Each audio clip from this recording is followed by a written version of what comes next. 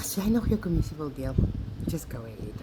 Maar as jy bietjie open-minded wil wees en net 'n oomblik kan luister wat 'n boodskap ek vir jou kan deurgee as 'n gewone Suid-Afrikaner wat 17 jaar 'n financial advisor was met al education, al haar training, al haar experience, al haar inkomste, het ek vir jou heeltemal opportunity wat ek nie kan vergelyk met lewensversekering, goeie kommissie, maar kyk daar die stap.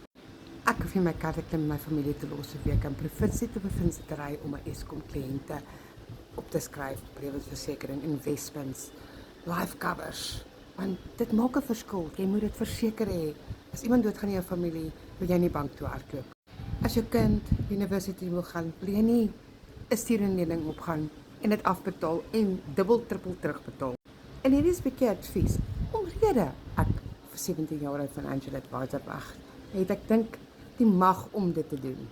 En hier kom ek af op 'n program, 'n education program wat jy in anyway R1000 sou betaal het om in jou kar te klim en in die universiteit te ry om digital marketing te swat. Nou op 44 kan ek travel. Ek het 'n outomatiese stelsel wat nooit bestaan het nie. Ons is in 2026, mense, die wêreld gaan digitaal. Jy mag jou foon vandag vat. Jy mag 'n online besigheid hê, jy mag registreer, jy mag 100% kommissie verdien. Jy mag travel en jy mag ander mense se lewens ook verander met 'n amazing opportunity. So as jy nou my kyk en jy het geskrol hoe om geld online te maak, my naam is Charlene Strydom en ek het 'n webwerf wat jy kan gaan besoek wat vir jou stap vir stap gaan verduidelik hoe om te begin van $100, $300, $600, $900, dit gaan net oor jou inkomstestreams.